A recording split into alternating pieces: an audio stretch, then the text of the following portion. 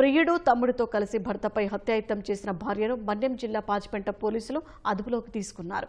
విశ్వనాథపురానికి చెందిన కిర్లకుమార్కు ఈశ్వరమ్మతో 20 ఏళ్ల క్రితం వివాహమైంది.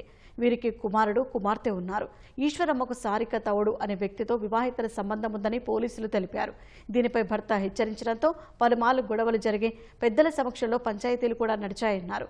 ఈ క్రమంలో భర్తను అడ్డు తొలగించుకోవాలనే ఉద్దేశంతో ఈశ్వరమ్మ ప్రియుడు తమ్ముడు పాపారావుతో కలిసి భర్త హత్యకు పథకం వేసిందని పోలీసులు వివరించారు.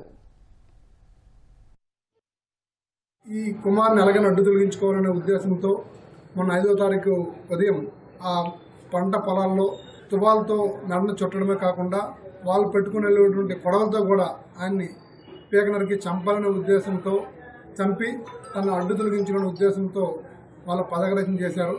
కాకపోతే ఆ పెనుగులాట్లో ఈయన దెబ్బలు కూడా తగిలాయి. ఆ తర్వాత ఈయన ప్రాణంతో ఉండి హాస్పిటల్లో జాయిన్ అయ్యారు. ఈయన ముక్కుకి, తల, మెడ వెనుక భాగాన దెబ్బలున్నాయి. ఆ తర్వాత మనకు రిపోర్ట్ వచ్చింది. దీనిపైన కేసులు నమోదు చేశాము.